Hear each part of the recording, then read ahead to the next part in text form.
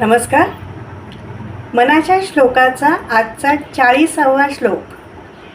श्लोक 40.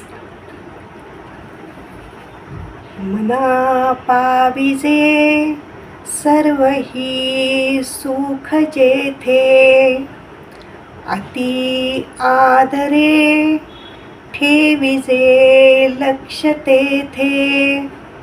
विवेके कुडी कल्पना पालटीजे, मना सज्जना राघवी वस्ती कीजे.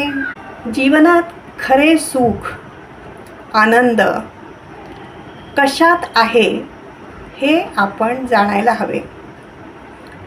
तसेच हा खरा आनंद देणारा कोण आहे हेही आपण जाणायला हवे. अनेक प्रसंगातून मनाला उभारी देणारी, ताकद देणारी, आत्मविश्वास मिळवून देणारी, आत्मबळ मिळवून देणारी, निरपेक्षपणे काळजी घेणारी, सत्याच्या मार्गावरून चालण्याची आत्मप्रेरणा आपल्यात जागृत करणारी केवळ आणि केवळ ही चैतन्य शक्ती आहे. हे जाणून घेऊन या चैतन्य शक्तीवरती आपण आपले लक्ष अत्यंत आदराने, एकाग्रपणे केंद्रित करायला हवे.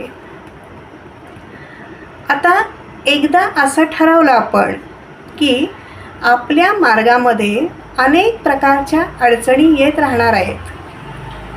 मोह, माया, विविध आकर्षणे, अनेकविध भ्रम, संभ्रम अशा कितीतरी एक ना अनेक अडचणी मार्गामध्ये आपल्या येणार आहेत.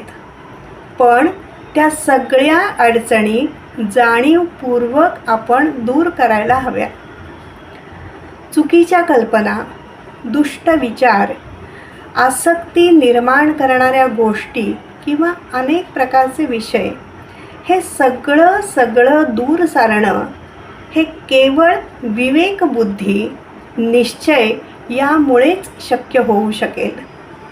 म्हणून मनाला एकाग्र करण्यासाठी, स्थिर राखण्यासाठी तू निश्चयाचा महामेरू, साक्षात दयासिंधू, सत्यवचनी असलेल्या रामाच्या चरणी स्वतःला लीन ठेवून राहा, असा समर्थ या श्लोकामध्ये मनाला उपदेश करताना दिसतात.